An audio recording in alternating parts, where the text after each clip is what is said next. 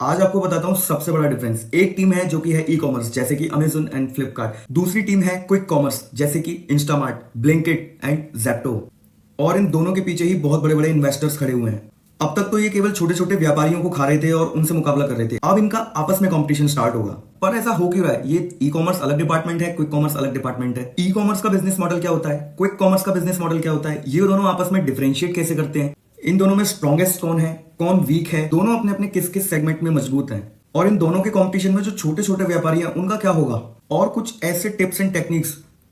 दोबारा बोल रहा हूं, ऐसे टिप्स एंड टेक्निक्स अगर कोई भी बिजनेसमैन या कोई बिजनेस स्टार्ट करना चाहता है, एंटरप्रेन्योर या स्टार्टअप करने की सोच रहा है, अगर वो इस वीडियो को देख रहा है, एंड तक मैं तुमको इसमें सारी चीजें बताऊंगा, नोट डाउन जरूर कर लेना। और अगर आप एक इन्वेस्टर हो तो इसमें एक बहुत बड़ी चीज आपको बताने वाला हूं, किस तरीके से आप इन्वेस्टमेंट में इनकी आपस के कॉम्पिटिशन में मजा ले सकते हैं। बिना देरी किए शुरुआत करते हैं। सबसे पहले लाइक का जो बटन है उसको दबा दो, दबा दिया।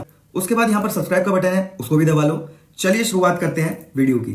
स्टार्टिंग से बताता हूं। बात करूं उस जमाने की जिस समय ऑनलाइन नाम की कोई भी चीज नहीं थी। कपड़े, जूते, मोबाइल फोन या कोई भी चीज जिसको जो भी खरीदना है भाई साहब, मार्केट में जाओ, दुकान पे जाओ और खरीदो। फिर आया ऑनलाइन का जमाना। सबसे पहले शुरुआत आप हैरान हो जाओगे 1995 में हुई थी, बट जब उस टाइम इंटरनेट और फोन कोई ज्यादा इतना यूज करता नहीं था तो ये मार्केट इतने बूम पर नहीं थी। 2010 आते आते स्नैपडील भी मार्केट में आ गया। 2013 में अमेजोन खुद इंडिया में आ गया। ये लोग जनरल कैटेगरी का आइटम बेचते थे, जस्ट लाइक कपड़े, shoes, mobile, jewellery, phone, electronics and ये सारी चीजों में ये थे। उसके बाद स्पेशलाइज प्लेटफॉर्म बनने लग गए, जस्ट लाइक मीशो, मिंत्रा कपड़ों के लिए, नायका आया कॉस्मेटिक्स के लिए, और अलग अलग ई कॉमर्स की वेबसाइट बनने लग गई। उस टाइम भी इतनी सेल्स नहीं थी, इतना पैसा ये लोग कमा नहीं पा रहे थे। मजा पता है कब आया? जब 2017 में अंबानी जी ने दोबारा से जियो लॉन्च किया और फ्री में सिम बांट दी, और उसके बाद इंटरनेट भी कर दिया फ्री। उसके बाद सोने पे सुहागा वाला काम कर दिया कोरोना वायरस ने। इनका बिजनेस मॉडल बड़ा ही सिंपल था। बल्क में सामान खरीदो और उसको सस्ता मिलेगा, और उस सस्ते सामान को थोड़ा सा डिस्काउंट लगा के और सस्ता बेच दो। जनता ने देखा ऑफलाइन जो टीवी है वो है 20,000 का, ऑनलाइन जो टीवी है वो मिल रहा है 16,000 का। 4,000 का इतना बड़ा डिफरेंस, तो क्यों ना फिर ऑनलाइन ही खरीद ले जाए, गारंटी तो ये भी सेम दे रहे थे। उसके बाद इन्होंने डीलर्स को छोड़ा, रिटेलर्स को भी ऑप्शन दे दिया कि भाई साहब हम तो बेच ही रहे हैं, आप लोग भी अपना अपना अकाउंट बना लो और यहाँ पर आकर बेचो।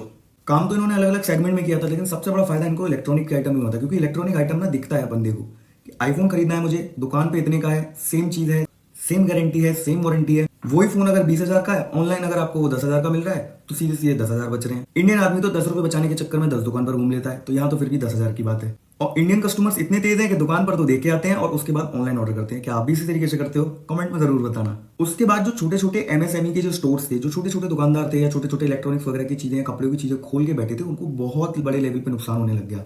इन दोनों कंपनी को अगर आप ध्यान से देखोगे, अमेजन भी एक अमेरिकन कंपनी है और एक फ्लिपकार्ट भी अमेरिकन कंपनी है। अब आप बोलोगे कि अभी तो आपने बताया था कि फ्लिपकार्ट किसी इंडियन बंदे ने चालू करी थी। इंडिया के दोनों भाइयों ने चालू करी थी, उसके बाद इन्होंने ये वॉलमार्ट को बेच दी थी। ये दो अमेरिकन कंपनियां इंडिया में कॉम्पिटिशन कर रही है आपस में, और इंडिया के व्यापारी को नुकसान हो रहा है। शुरुआत में इन्होंने इतनी इन्वेस्टमेंट कर दी कि एक बार छोटे शॉपकीपर्स को साइड में हटा दें, हम अपनी मोनोपोली कर लेंगे इंडिया में फिर से। इतना पैसा लगाने के बाद सारा बिजनेस मॉडल अपने पास कर लिया, डीलर से भी डायरेक्ट सामान ले रहे हैं, रिटेलर्स भी अपनी तरफ कर लिए। तो अब इन्होंने सोचा अब बनेगा पैसा, क्योंकि अब तक तो ये लॉस में चल रहे थे। उतने में ही एंट्री हो जाती है क्विक कॉमर्स की। अब भाई ये क्या बवाल था? ई कॉमर्स जो है वो भाई हर कैटेगरी में घुसा हुआ है, वास्ट वैरायटी ऑफ प्रोडक्ट्स हैं। लेकिन क्विक कॉमर्स जो है वो एफएमसीजी ब्रांड्स में ज्यादा घुसता है, जैसे साबुन मंगा लिया, दाल का पैकेट मंगा लिया, मैगी मंगा ली। और जैसे कि इसके कॉमर्स के पीछे लगा हुआ है क्विक, तो क्विक कॉमर्स का नाम ही यही है कि ऑर्डर किया और फटाफट से 10 से 15 मिनट के अंदर डिलीवरी। ये मेजर डिफरेंस है ई कॉमर्स और क्विक कॉमर्स में। ई कॉमर्स वाले जो बंदे हैं वो 2 से 3 दिन की डिलीवरी का टाइम लेके चलते हैं, लेकिन क्विक कॉमर्स ने एक आइडिया इसमें ये लगाया कि हम फटाफट से 10 से 15 मिनट के अंदर या आधे घंटे के अंदर पब्लिक को डिलीवर कर देते हैं और हमारा बिजनेस मॉडल चल जाएगा। और ये हुआ भी, बहुत अच्छे लेवल पे चलने लग गया। इसमें सबसे पहला प्लेयर जो एंट्री लेके आया था वो था ग्रोफर्स 2013 में। 2022 में इसको खरीद लिया भाई साहब जोमेटो ने, और इसका नाम बदल के कर दिया ब्लिंकिट। 2020 में स्विगी ने लॉन्च किया था इंस्टामार्ट। बीच में 2021 में एंट्री ली थी 2 यंगस्टर्स ने जेप्टो लेके। ये 3 बड़ी कंपनियां क्विक कॉमर्स में मोनोपोली कर रही हैं और काम कर रही हैं। तो भाई इन दोनों का कंपटीशन कैसे है आपस में? क्विक कॉमर्स तो अलग बैठी है, वो तो फूड, आटा, दाल, चावल, मैगी, बिस्किट्स, कोल्ड ड्रिंक्स ये सब बेच रही है। और ई कॉमर्स बैठी है भाई इलेक्ट्रॉनिक्स एंड बड़े बड़े टीवी, फ्रिज, इसी सेगमेंट में। ये सवाल तो सभी लोगों के मन में आ रहा होगा। क्विक कॉमर्स अब इस प्लानिंग में है कि हमारे पास स्टोर्स तो हैं, कस्टमर भी हैं, डेटा भी है। इन्होंने भी ये सोच लिया कि हम भी बड़े आइटम अब बेचेंगे और सारी चीजों को अपने स्टोर में डालेंगे।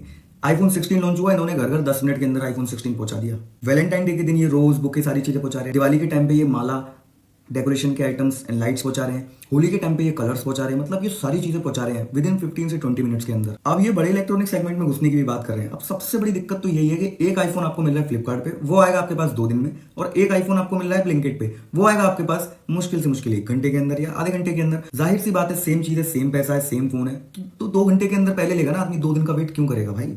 इनका बिजनेस मॉडल बड़ा ही सिंपल है। ये एक जगह ले लेते हैं किसी भी शहर में जाके, उसको ये नाम देते हैं डार्क स्टोर। वहां पे ये दुनिया भर का सारा सामान लाके रख लेते हैं। जब भी आप ऑर्डर करते हो डार्क स्टोर में अगर अवेलेबिलिटी है तो वो आपको 15 से 20 मिनट में डिलीवरी करा देगा। अब भाई चीज भी लाके देंगे, पैसा भी उतना ही लेगा, डिस्काउंट भी लगाएंगे, डिस्काउंट के बाद आपको चीज भी 15 से 20 मिनट में लाके दे देंगे। इन्हीं सारी चीजों की वजह से ये बिजनेस मॉडल क्विक कॉमर्स का इसने कुछ शहरों पर तो राज कर लिया। जोमेटो का जो शेयर है वो आज की डेट में जो इतना भाग रहा है वो इसीलिए नहीं भाग रहा कि जोमेटो पे फूड डिलीवरी का बिजनेस है, वो इसीलिए भाग रहा है कि जो इन्होंने ब्लिंकिट की परफॉर्मेंस जो इसकी काम कर रही है उस वजह से क्विक कॉमर्स के जो शेयर्स है ना वो भाग रहे हैं। क्योंकि भाई अगर आज की डेट में अगर वैल्यूएशन देखेंगे तो ब्लिंकिट की वैल्यूएशन ज्यादा है इनके खुद के जोमेटो के बिजनेस से। दीपिंदर गोयल ने खुद बोला है कि आने वाले टाइम में जोमेटो से 10 गुना ज्यादा बिजनेस हमें ब्लिंकिट ला के देगा। इस पे ई कॉमर्स को क्या फर्क पड़ेगा? अब सीधी सी बात है, कोई भी एक चीज है वो क्विक कॉमर्स पे भी है, ई कॉमर्स पे भी है, वहां पे दोनों के पास ये सामान अवेलेबल है, तो सीधी सी बात है भाई उस डिलीवरी एरिया में क्विक कॉमर्स इनकी सेल्स को खाएगा ही खाएगा, क्योंकि भाई वो 15 से 20 मिनट में डिलीवर कर रहा है। तो सेल्स तो डाउन हो गई ई कॉमर्स की। अब दूसरी बात कर लेते हैं प्रॉफिट की। प्रॉफिट में अगर ई कॉमर्स ही सोचे कि हम भी फटाफट डिलीवरी करेंगे, हम भी आधे घंटे के अंदर सामान पहुंचा देंगे, आधे घंटे नहीं तो 1 घंटे के अंदर सामान पहुंचा देंगे, तो भाई इन्होंने जो 10 15 20 साल से अपना इकोसिस्टम बनाया है वो इस तरीके से बनाया है कि हमको जो डिलीवरी है वो बहुत ही एफिशिएंट वे में करनी है। यानी कि इस तरीके से सिस्टम डिजाइन है कि एक जगह से प्रोडक्ट एक ही गाड़ी में उठेंगे और वो जितने से ज्यादा पैसा बचा सकें वो पैसा बचाने के बाद डिलीवरी कर रहे हैं।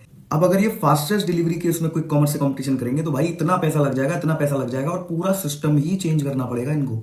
इनका जो प्लॉट ट्विस्ट था वो ये था कि हम आपको जितनी भी चीजें हैं पेन से लेके चार्जर की केबल तक वैरायटी इतनी देंगे, भले ही 2 दिन में दो चाहे 4 दिन में दो, कस्टमर को भी कोई फर्क नहीं है भाई, सस्ता आ रहा है 2 दिन में आ जाएगा, कोई बात नहीं, सामान ही तो चाहिए। ई कॉमर्स वाले पहले लॉस में चल रहे थे, जैसे तैसे सारा इकोसिस्टम सेट करने के बाद उन्होंने प्रॉफिट बनाने की सोची तो क्विक कॉमर्स की एंट्री हो गई। अब ये कंपटीशन इतना तगड़ा है तो है कैसे? क्योंकि अमेजोन अमेरिकन कंपनी, दुनिया की सबसे बड़ी कंपनी में से एक, फ्लिपकार्ट जो खुद वॉलमार्ट की है वो भी दुनिया की सबसे बड़ी कंपनी में से एक, दूसरी तरफ आ जाते हैं जोमेटो ब्लिंकिट वगैरह। जोमेटो उसकी खुद की वैल्यूएशन इतनी अच्छी है भाई, मार्केट से पैसा पहले ही उठा रखे हैं, 2 लाख करोड़ की वैल्यूएशन है और पैसा उठा लेगा। स्विगी अपना आईपीओ फाइल कर ही रहा है। और जेप्टो 2021 में 2 छोटे बच्चों ने चालू करी थी, 21 साल की उम्र थी उस टाइम पे। आज की अगर वैल्यू बात करें तो 40,000 करोड़ की उसकी वैल्यूएशन है। ये भी अभी 2-4 महीने पहले 8,000 करोड़ रुपए मार्केट से उठा चुके हैं। तो पैसे की इन्वेस्टमेंट की तो किसी पे भी, दोनों में से किसी में कोई कमी नहीं है। अब इन दोनों के कंपटीशन में क्विक कॉमर्स और ई कॉमर्स के साथ एक और चीज घुसी है, कंपनीज अब खुद भी स्मार्ट हो गई हैं, कंपनीज खुद की वेबसाइट लेके आ रही हैं और इन दोनों से ज्यादा डिस्काउंट दे रही है। भाई जाहिर सी बात है, जो बंदा जिस चीज को बना रहा है अगर खुद की वेबसाइट पे बेचेगा तो ज्यादा सस्ता बेचेगा। यहां पर एक चीज बताता हूं, अपने बिजनेस माइंड अगर आपका है, आप कुछ भी स्टार्ट करना चाहते हो तो हमेशा याद रखना, race to the bottom never wins. अब आप बोलोगे कि इसको एलैबोरेट करो, मैं बताता हूं। डिस्काउंट देने के पीछे अगर भागोगे तो हमेशा कोई भी धंधा जो है आपका वो प्रॉफिट में जाएगा ही नहीं। 15-15, 20-20 साल से क्या कर रहे हैं, डिस्काउंट ही तो दे रहे हैं, आज तक प्रॉफिट में नहीं आ पाए। जितना ही डिस्काउंट दे रहे थे ई कॉमर्स, उससे ज्यादा देने लग गया क्विक कॉमर्स। क्विक कॉमर्स ने डिलीवरी भी फास्ट कर दिया और इन दोनों से ज्यादा डिस्काउंट देने आ गई खुद कंपनी की वेबसाइट्स। कोई प्रॉफिट में नहीं चल रहा। तो गेम इसमें क्या है कि आपको बनाना है अपना खुद का एक ब्रांड। सबसे मेन इंपॉर्टेंट चीज है कि बाजार में उतरना है। मैं नहीं दे रहा कोई भी डिस्काउंट, 10 रुपए का भी नहीं दे रहा, 20 रुपए का भी नहीं दे रहा, लेकिन ब्रांड वैल्यू मेरी इतनी है और मेरी चीज की जो क्वालिटी है वो इतनी है कि भैया 40 रुपए का आइटम है या 4,000 का आइटम है तो इतने का ही मिलेगा। ज्यादा से ज्यादा 50-100-500 रुपए का डिस्काउंट बस हम कर देंगे, इससे ज्यादा हम नहीं दे रहे कि 50% दे देंगे कि बिग बिलियन डेज में तो 20,000 का आईफोन पकड़ा देंगे, हालांकि पकड़ाया नहीं है।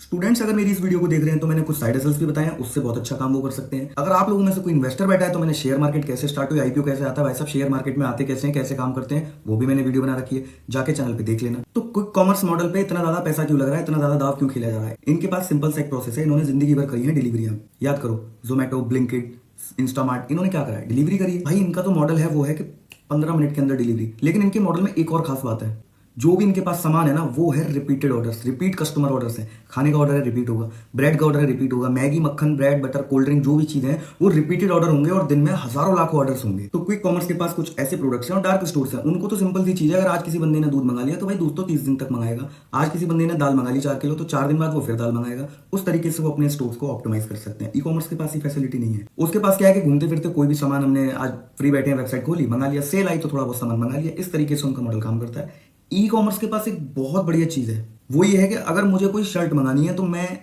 अमेजोन, फ्लिपकार्ट या कहीं भी 5 या 4 दुकानदार या 10 दुकानदार जितने भी उसमें से मैं शॉपकीपर भी चूज कर सकता हूँ, जिसपे अच्छा डिस्काउंट मिलेगा उससे मंगा सकता हूँ, जिसपे मुझे वैरायटी, कलर और जिसके रिव्यूज अच्छे होंगे मैं उससे मंगा सकता हूँ। क्विक कॉमर्स में ये ऑप्शन नहीं है, उसमें तो सीधे मुझे शर्ट दिखाएगा, शॉपकीपर चेंज सेलेक्ट करने का ऑप्शन नहीं है, बस खाली शर्ट दिखाएगा। ऑर्डर कहां से होगी, डार्क स्टोर से आई है, कहां से आई है, कैसे आई है, कुछ भी नहीं पता।